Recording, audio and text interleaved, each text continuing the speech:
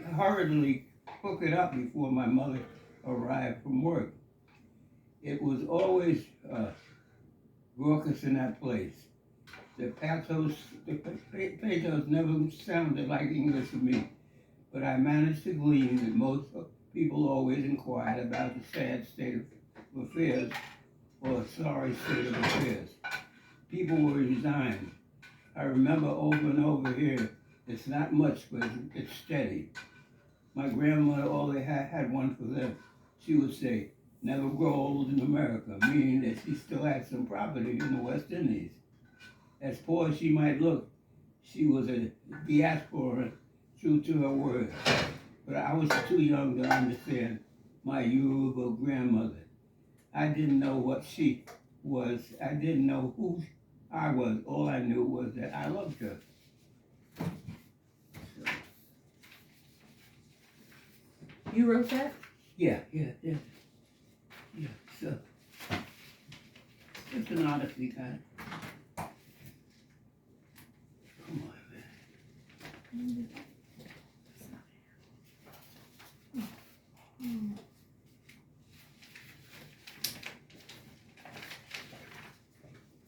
When I uh, uh, when I reached 8, I was dispatched every weekend to look after my grandmother in Harlem. My uncle had been rounded up and sent to a mental warehouse called Rockland State. He was to remain there for 27 years before they threw him out back in the streets of Harlem. Wow. None of my family ever became citizens, except for my mother, uh, much later. But there was a worldwide depression, and that was part of the New Deal for young black men. They fought the system. I loved the thought of riding from Brooklyn to Harlem all by myself. And my mother only had to show me once.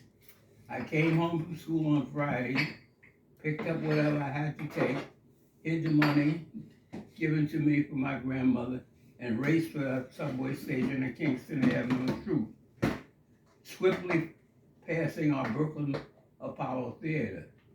I usually snuck under the turnstile to save the nickel and waited in the front for the train called Iron Horse. I took the A train, now called the African train. I always held my breath before the train arrived in the station and it came out of the tunnel. My eyes were strained to focus on the door of the front of the train to see if any kid or possibly a grown-up was blocking my view from watching and counting the tracks, numbers of stations, the track workers and their lamps, stepping across or standing on the wood above the third rail, which I was deathly afraid of.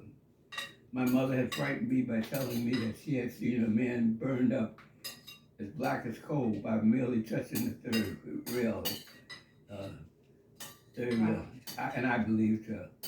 I was really in awe of those brave men. Uh, there was an additional benefit from standing in the front of the train.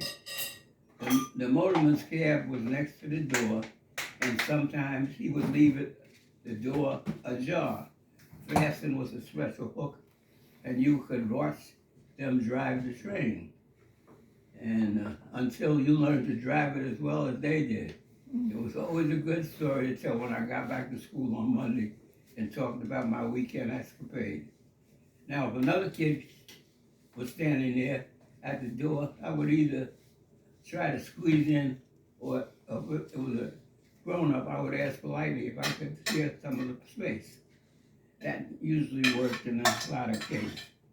If all failed, I went 12 cars back to the end of the train and watched. I knew the routine forward and backwards. From the back, I could always see the excitement of the express running from 59th Street Station to 125th Street. As the train sped faster and faster, leaving station after station in its wake. Lights disappeared and ribbons of red, yellow, and greens preparing the numbers that got smaller and smaller. And finally, hearing the train rounding the corner near 125th Street in Harlem. I was in Harlem now. I've danced to those occasions ever since we were in Harlem. I switched trains on the station later to 145th Street, a mammoth station built so deep into the ground that there was an internal escalator to carry passengers from the lower level to the street level. The escalators were longer than the ones in department stores. And I used to fool around as much as I wanted to until some older person gave me that look. That meant that if you don't stop, little boy, I'm going to grab you by your ear because you embarrassing colored people. Whatever you did to get out of line on the subways in those days, you were embarrassing us. Uh-huh. White people were always watching us act like we're fools. Another one was, I'll call the conductor. My world in Harlem was situated in the northern edge. I got off at 155th Street and 8th Avenue. This was a station, and it was a large station, not as large as 145th Street, but you could walk up a steep incline and spread out so that by the time you reached the steps, we were wide enough to allow more than 50 people across to bound up the steps two at a time, shoulder to shoulder.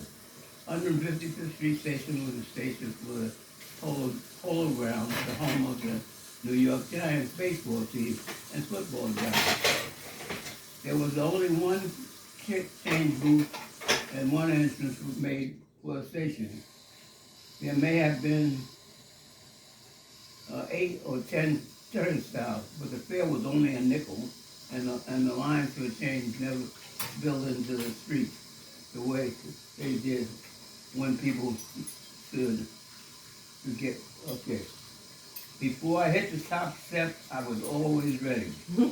I put on my tough face, made a sharp right turn, put my loose change in my hand, dropped both of my index fingers, pointing them straight to the ground, with the remaining 3 fingers balled up in a fist, and effected a walk that I had copied by studying the F-gas on 154th Street, okay, from my window sitting for hours. Cats in Harlem could see a pigeon or a stranger for a mile. I knew that I had to fit in. If they stopped you, this was their routine. Hey man, yeah. That's when you really started swinging your fingers as hippily as you could. Where you going? I'm to my grandmother. You know my cousin Cherry? If the answer is yes, you gone. You got any money? The real purpose is stopping you. It's a shakedown. And this is their section. There are no houses here next to the polo grounds, but a big lot and a huge L station that reached to the sky. There's a viaduct leading to the bridge across to the Bronx and Yankee Stadium. So if these shakedown artists position themselves in the right place, they can stop kids passing through the area, white or black. Now, when they stop you, the real ritual begins. They don't believe you. You're hemmed in. So they say, jump up and down. You just have to clench your fist with the money, and then to convince them that there's no jingles, if they are not convinced and make one move towards you, you throw your hands up over your head. Put your hands down, motherfucker. You want the cops to get us? You walk. The dumb motherfuckers never look at a pigeon's hand. A pigeon. Okay. My Uncle Willie is a president of a trailer shop. Ah. It's his second job after working on WPA. I always stop and he's there, bandana across his forehead, and steam coming up from the machine.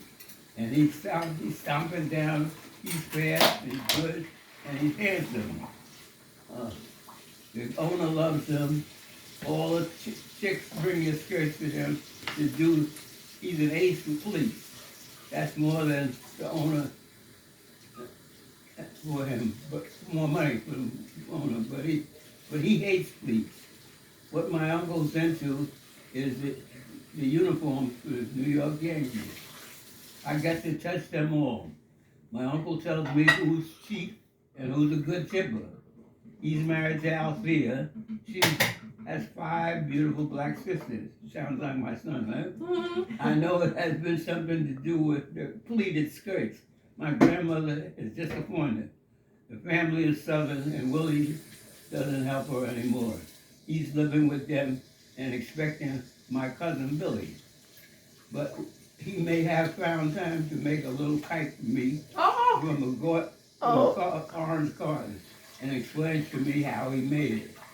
I may wait for my grandmother to pick me up and walk up to 5 flights. Oh my God. She's home by now. There's waiting for me in a grimy little 1-bedroom apartment with a beautiful view. I knock and she says, "Is that you, Nicky?" "Yeah, Ma." She opens the door, shedding a ray of light in a very dark hallway. I barge in, looking all around, trying to see if anything has changed. Going to the window to see if I'm in luck. Maybe a bridge will be open and cars will be stacked up on the viaduct, or maybe a crew will be rowing in the Harlem River. This little apartment is lifebuoy clean.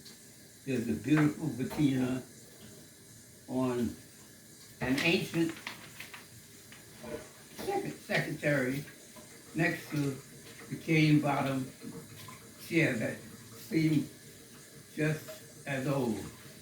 There's a cot that my Uncle Mervyn always used when my grandmother was at home. He would open the window in the fire escape and come in there after she left for work in the Bronx. But it was that move that got him sent to Rockland. West Indian boys didn't break into their mother's home. My mother and brother were forced to call my grandfather, the very man who had forced her to flee her beloved Nassau. They had taken living with another woman, a Bainstown woman, and my mother's aunt, who came to Atlantic City, met and decided the fate of his children. My grandmother held on to Willie, her youngest, but the rest were free to come to America. My mother rejected. Anyway, he stormed into the apartment, ignored my grandmother, and took his strongest son off to purgatory. The apartment was empty except for me. I'm never sure she ever entertained any men there. It was the unity of these Yoruban women that my mother never got away from. She thought that her mother's something about elder women. She deserted the Anglican Church and joined Unity, where most of the practitioners were women. It was the Yoruban way. I next looked out the window down the row of garages, extending the length of the entire block on our side. There had to be at least some kids on those roofs retrieving balls from the stickball games played on the block. After that, I had to face the inevitable, my grandmother. The first thing she went for was my nose, which she always did. She pinched it and ran her fingers from top to bottom, trying to do something with that flat nose. I knew what to expect. I love her rough hand. I knew that later in the evening, under the kerosene lamp, I would hold those hands and ask questions that be told beautiful stories. And before she put me to bed, they would be full of strong smell strong smell of rubbing alcohol as she rubbed me down and removed my ashiness with Vaseline. The bedroom had a huge metal brown bed, a spotless tough chenille spread, and patchwork quilt that my grandmother would mend near her lamp. The mattress sagged in the middle, and the slats fell on the floor with regularity. That belied the fact that it was only I and my grandma sleeping in it. In the morning, she would inspect the sheets, and if any blood was found, we would raise the mattress, look at the tufts for bed bugs, then check the slats and runners that held the bed together. The final test was to light a candle and run it up and down precariously close to the mattress. And then they would jump and scurry. And we would be after them as fast as we could. Oh, Wow. So that's something I wrote about it. Wow. Being with my grandma. Yeah. wow. How lovely. That was amazing. I mean, ooh, honey. Mhm. I know. The kite part got me. Yeah. Yeah. We made a lot of kites. Kites. Yeah. We made a lot of kites. We won the 4-H kite flying contest every single Wow. year. Yeah. I taught my kids how to do it. And all the guys in Nassau were big kite. Flies. Yeah. He had a steel tub that he would soak the reeds in. Uh-huh. And that allowed him to like make that tea kite, but it would have a bend. Mm-hmm. It was the humming kite. It was and I used to make it all the time. I made it for my kids. It had that bend in it, Yeah. and the tail. He would make the longest and longest and longest of tails. And you said he worked at WPA. What was WPA? That was a make work program when the depression was on.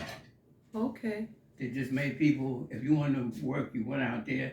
They gave you a shovel or anything, Okay. and it was called the Workers Project Administration. And men, it was something. You see men that you respected in the neighborhood out there because they didn't have jobs, Okay. doing dirty work and all that. It was Hard it time. wasn't Yeah. a happy time. Yeah. Wow. Yeah. Wow. You just keep on coming now, don't you? Anybody want coffee or want coffee or something? I have another one I can't find about the train. Tea? When I tell Running you, on the train. Yeah. During the I love that Depression. more than anything you've done. That sharing that, Yeah. it just, oh my goodness, amazing. I want to write, and now that I'm retired, I say to oh, you're going to pick up another small job. I'm like, the only thing I want to do is to begin to write, and I feel like leaving here with all of this ammunition of our history, it makes it exciting because so much of my stories that I've started has been all about my childhood and my life experiences, but to back it up and include all that I'm learning is going to be like exciting. Well, I still remember. Yeah, it's amazing. So got a full head of hair. I went to Yeah, well, it's a bald spot. but mostly, I went to- primarily. He's got hair, I absolutely. went Yes. to Buffalo State Teachers College. I was supposed to be the first black player to go to Niagara. Okay. And when I got up there, the players balked. They didn't want a black player. And I only had 2 guys on the team who backed me. So the coach set up a deal with a coach in Buffalo State, and I would stay there for the semester, and those guys would graduate, and then I could come in. Okay. So, but I didn't want to do that. So I decided to go out to Flint, Michigan, you know, where the water and stuff is, Mm-hmm. and work in the automobile plant. How did you decide to do that? Just picked up and left? Because I just didn't want to come back to New York. But what happened was I ran a Does he need his gun? election for a guy named Leland Jones, and he was the first black alderman from the district. Uh-huh. So the people liked me there. Anyhow, when I and you could work for 90 days and not join the union, but after 90 days you had to become, you know. So after the 90 days, I decided, okay, I'm not going back to New York. I bought myself a nice blue valise. I was trying to be sharp and stuff. And I headed for Chicago, man. I headed for Chicago. Soon as I get off the train, I'm walking out of the station. Cat comes up to me and tries to snatch. Your police, huh? Yeah, and you know, I wouldn't know where to follow the cat, you know. So I said, get off me, you know, something like that, you know. So anyhow, he didn't stick with. Oh no, I said, get off me. I'm from New York, man. You know? I ain't from the Bigfoot country. You know?